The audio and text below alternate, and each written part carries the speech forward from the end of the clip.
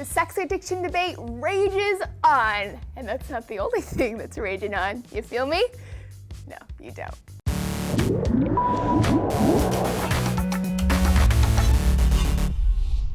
Hi folks, Laci Green here, and you're watching D News. At the very beginning of D News, back when we were just a fetus, I did a video on sex addiction and whether or not it's a real disorder. If you remember those days, you get a gold star. Now, I'll let you watch that video if you're interested, but today I'm talking about a new study, one of the first of its kind, that shifts that debate. It's always a new study up in here, isn't it? The sex addiction study was published in the journal Socioaffective Neuroscience and Psychology, and it looked at 52 men and women who have trouble controlling their porn usage. The researchers hooked them up to an EEG and monitored the neurons firing in their brain while they viewed various images. The images were divvied up into a few categories. There were pleasant sexual, pleasant non-sexual, neutral, and unpleasant images. This study closely replicates how drug addiction has been researched around the world. People addicted to alcohol, cocaine, heroin, that kind of thing. In an addict, their brain gets all weird and nutty when they're shown visual stimuli of their addiction, so that's what the researchers expected to see if the sexy pics were to trigger addictive impulses. But that's not what they saw. The EEG graphs came in, and there was nothing particular or special about the brain's response to the images.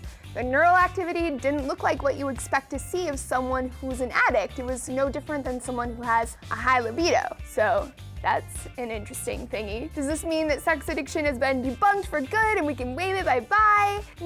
Not quite. The study will need to be repeated and other research teams will need to get the same results independently before that's on the table. But this is a significant step. The researchers say these results alter our understanding of what we're calling sex addiction, possibly reframing it as an unusually high libido, which is an important difference. If it's a psychological addiction, that changes the way that we see normal sexuality. It changes treatment options and how it's classified in the DSM.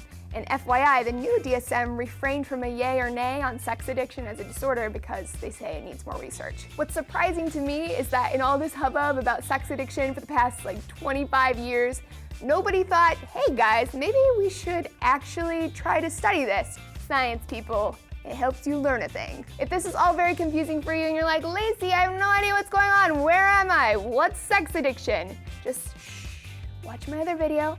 It's all gonna be okay. Thanks for watching D News, guys. We'll be back soon because we update twice a day. I'll see you then.